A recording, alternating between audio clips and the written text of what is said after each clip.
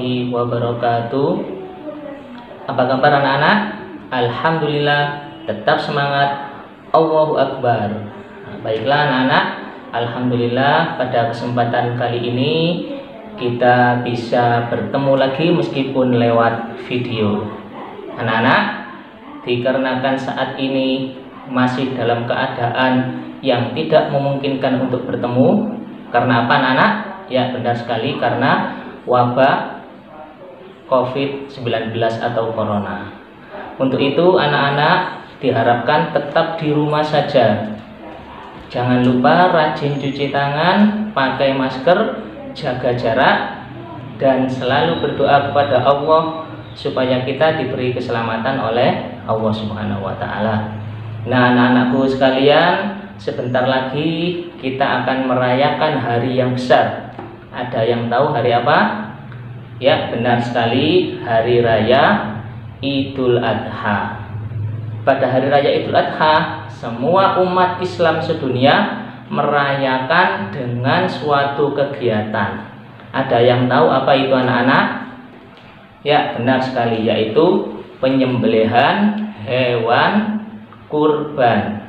Nah, anak-anak tahu nggak kenapa pada hari raya Idul Adha diadakan penyembelihan hewan kurban?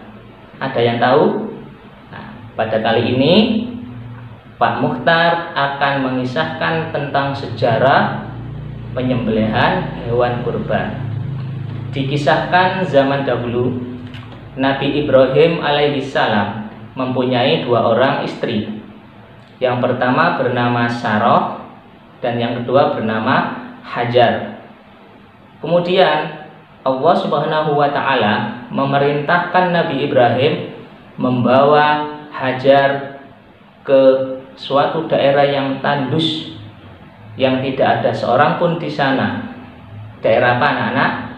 Ya benar, yaitu di daerah Mekah. Kemudian di Makkah, istri Nabi Ibrahim atau Hajar tadi melahirkan seorang anak yang bernama Ismail. Ismail ini anak yang baik. Setiap hari, setiap waktu tumbuh menjadi anak yang tampan sekali. Pada saat itu Nabi Ibrahim tidak ada di sana. Akhirnya Nabi Ibrahim sangat rindu kepada anaknya, yaitu Nabi Ismail.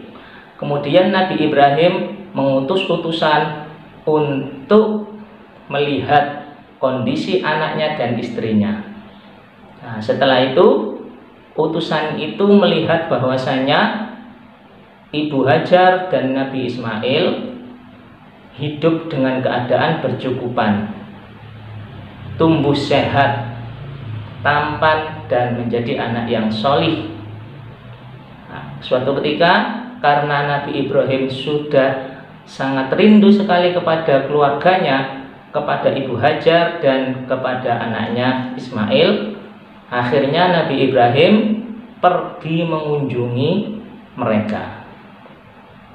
Akhirnya Nabi Ibrahim bertemu dengan anak dan istrinya di suatu tempat yang namanya Padang Arafah.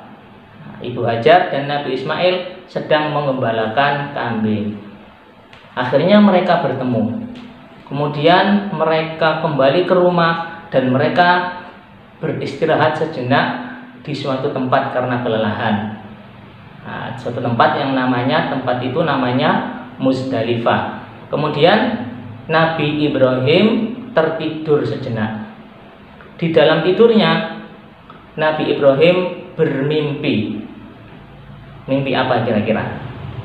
Nabi Ibrahim bermimpi bahwasanya Allah menyuruh Nabi Ibrahim untuk menyembelih putranya Nabi Ismail. Wahai Ibrahim, sembelihlah anakmu. Begitu kata Allah di dalam mimpinya Nabi Ibrahim. Kemudian Nabi Ibrahim menceritakan mimpinya kepada sang anak, yaitu Nabi Ismail. Diceritakanlah bahwasanya Nabi Ibrahim tadi bermimpi diperintahkan oleh Allah untuk menyembelih Ismail. Apa kata Ismail?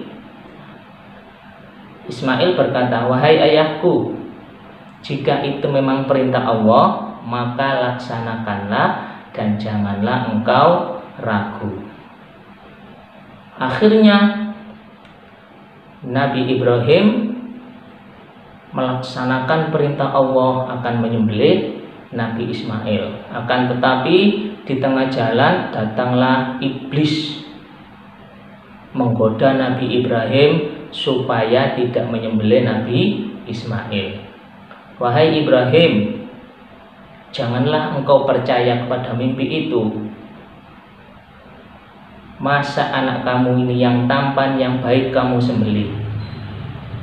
Nabi Ibrahim tetap tidak menggubris apa yang dikatakan oleh iblis tadi. Kemudian sampailah Nabi Ibrahim di Bukit Mina. Kemudian Nabi Ismail dibaringkanlah di suatu batu. Kemudian mata Nabi Ismail ditutup oleh kain. Setelah itu Nabi Ibrahim mengeluarkan pisau yang sangat tajam, dan Nabi Ibrahim akhirnya mendekatkan pisau itu ke leher Nabi Ismail. Kemudian datanglah malaikat Jibril mengganti Nabi Ismail dengan seekor kambing domba yang besar, dan disembelihlah domba tersebut. Peristiwa itu terjadi pada tanggal 10 Dzulhijjah. Sehingga sampai sekarang setiap tanggal 10 Dzulhijjah, maka bagi orang-orang yang mampu, yang mempunyai kelebihan harta, disunahkan untuk menyembelih hewan kurban, baik itu sapi maupun kambing, atau kalau di Arab sana itu berupa onta. Baiklah anak-anak, itulah sekilas tentang sejarah Hari Raya Idul Adha dan penyembelihan kurban. Mudah-mudahan kita semua diberikan kelebihan rezeki oleh Allah Subhanahu wa Ta'ala, sehingga kita bisa merayakan Hari Raya Idul Adha dan menyembelih hewan kurban. Akhirul kalam, assalamualaikum warahmatullahi wabarakatuh.